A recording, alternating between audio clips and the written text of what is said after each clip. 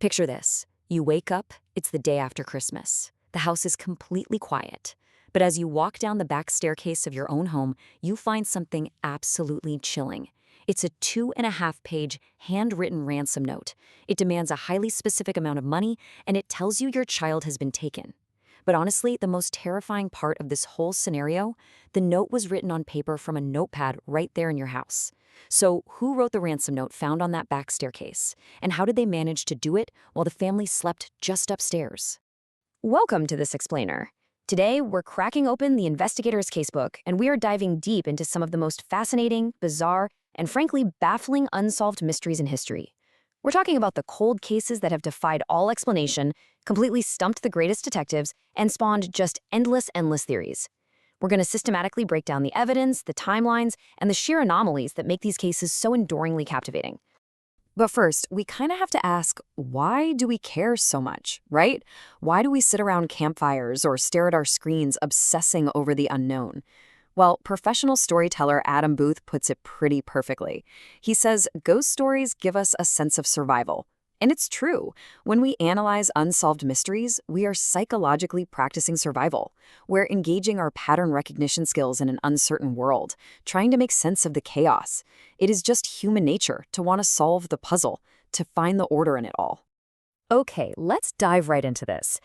Sometimes the biggest obstacle to finding that order isn't actually a lack of evidence. Sometimes it's the fact that the crime scene itself basically vanishes before it can even be properly processed. Section 1. The compromised crime scene, when evidence fails. So when the environment where an event took place is contaminated or mishandled right off the bat, it creates this perfect storm. Evidence fails, and decades of intense, frustrated public fascination take hold. Let's look at our anchor case, the heartbreaking mystery of JonBenet Ramsey. The 1996 murder of the 6-year-old in our Colorado home is just a prime example of a timeline that immediately complicated the investigation. At 5:52 a.m. on December 26th, Patsy Ramsey calls the police to report her daughter missing and the discovery of that chilling note. But throughout the morning, the police didn't fully secure or search the entire house. Friends and family were literally allowed to walk freely through the home. It wasn't until approximately 1 p.m. that JonBenet's father, John, along with a friend, went to search the basement and tragically discovered her body in a utility room. And this brilliantly illustrates why this case remains so incredibly baffling today. Just think about these anomalies. We have a massive 2.5-page ransom note written on the family's own stationery found inside the home, yet the body is discovered in the basement less than 8 hours later. The tragic scene involved duct tape and a smooth cord. But because the house wasn't fully locked down and searched immediately, the entire scene was heavily compromised. Evidence was potentially moved, contaminated, or just lost entirely.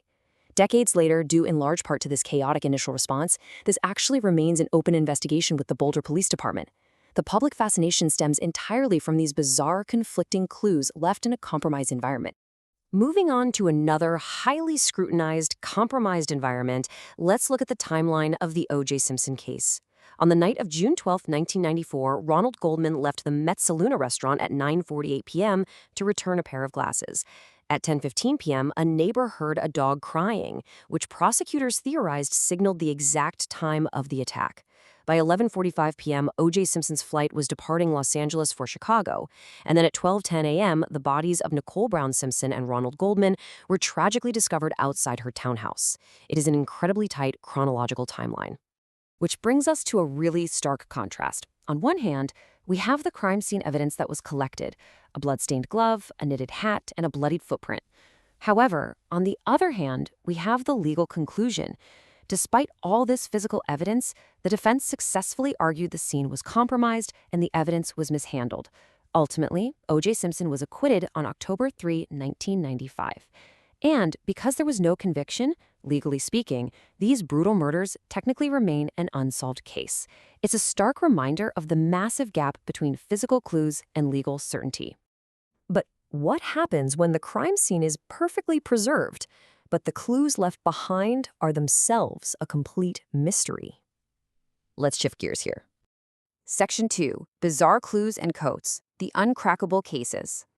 We are going to look at the uncrackable cases. These feature codes that have stumped not just local police, but the FBI and global code breakers for over 70 years.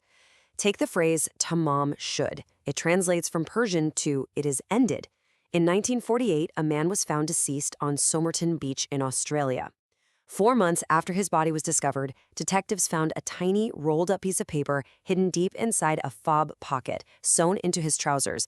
Printed on it were just those two chilling words.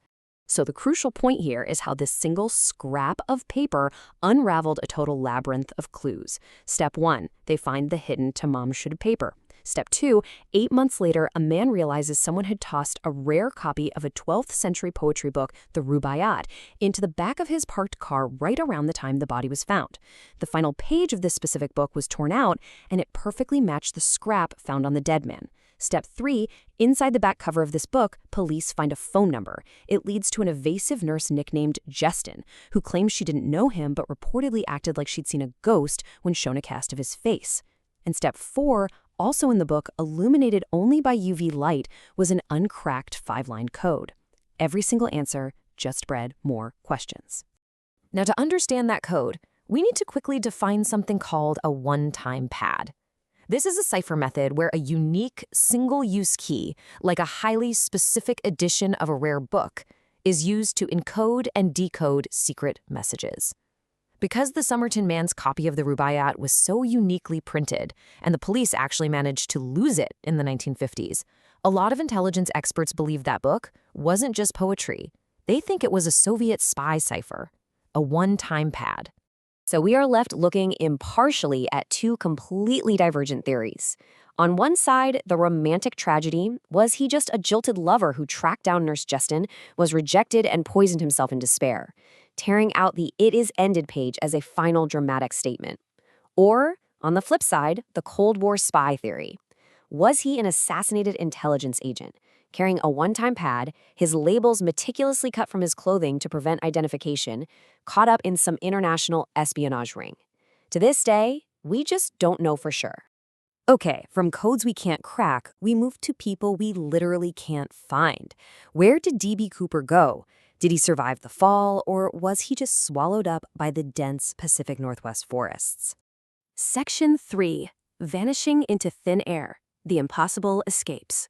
These are the cases where individuals seemingly defied the laws of physics and completely evaporated from existence, leaving behind absolutely nothing but questions. Now, what's really interesting about the D.B. Cooper case is the sheer calm audacity of the guy. In 1971, a man buys a plane ticket under the name Dan Cooper. Mid-flight, he casually passes a note to the flight attendant. "I want $200,000 by 5 p.m. in cash. No funny stuff or I'll do the job." He demanded 4 parachutes and a fuel truck. He was reportedly completely polite and totally calculated. After getting the money and letting the passengers go, he ordered the plane back into the air, walked to the back stairs, and jumped into the freezing night sky over Washington state. He and most of that money vanished forever. But, sometimes vanishings are just deeply, deeply tragic, like the Sodder children fire. On Christmas Eve 1945, a massive fire destroyed the Sodder family home in West Virginia. George and Jenny Sodder, along with 4 of their children, managed to escape, but 5 children remained unaccounted for. The authorities quickly claimed they died in the fire, but here's the thing. No bones or physical remains were ever found in the ashes. None. A recent inspection even contradicted the official bad wiring theory. The parents believe their children were kidnapped, possibly due to the father's outspoken anti-fascist political views. They actually maintained a billboard with their children's photos on Route 16 until the late 1980s. They never gave up hope. 6. That is a terrifying number. In this case, it represents the number of days a killer secretly lived on the Hinterkaifeck farm in Germany back in 1922. After brutally murdering the entire Gruber family of 6 with a mattock, the unknown assailant didn't flee the scene. No, they stayed. For almost a week, they lit fires in the hearth, they ate meals in the kitchen, and they methodically fed the cattle. Neighbors even saw smoke rising from the chimney. By the time the bodies were eventually found, the killer had vanished completely, leaving behind a pristine, untouched farm and one of Germany's most horrifying unsolved mysteries. We've looked at compromised scenes, unbreakable codes, and impossible vanishings. But what about when nature gets involved? Can the elements themselves act as an accomplice? Can they erase the truth? Section 4. The Elements of Nature. Dyatlov Pass. In 1959, 9 highly experienced Russian hikers embarked on a winter expedition into the Ural Mountains. They never returned. And what rescuers found out there defied all logic. The crime scene facts here are just overwhelming. Rescuers found the hikers' tent pitched on a slope, but it had been ripped open from the inside. Footprints in the snow indicated the hikers fled out into the freezing night in a total panic, some wearing only socks, one shoe, or completely barefoot. When the bodies were finally found weeks later, some had unexplainable, massive skull and rib fractures, almost like they had been hit by a car. One was missing a tongue, and bizarrely, traces of radiation were found on some of their clothing. The incredibly chaotic scene fueled decades of wild conspiracy theories, earning it the nickname the Russian Roswell. So, what really happened? Let's look at the leading theories. First, we have the recent scientific theory of a slab avalanche. Modern scientists, actually using data from 1970s Detroit car crash cadaver experiments, proved that a specific type of hard snow slab could have collapsed on the hikers' dugout shelter. This would cause those exact blunt force traumas and force them to cut their way out of the tent in a complete panic. But on the other hand, we have the unanswered questions. A lot of people still resist the avalanche theory.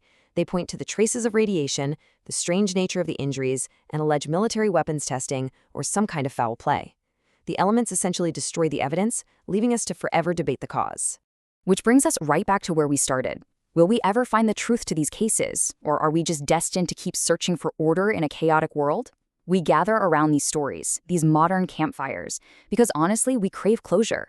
We want to know who wrote the Ramsey Note, what the Somerton Code actually means, and what happened on that dark mountain pass. Until we find those answers, the investigator's casebook remains open, and the mysteries live on. Thank you so much for joining me on this explainer. Keep questioning, keep learning, and I'll catch you next time.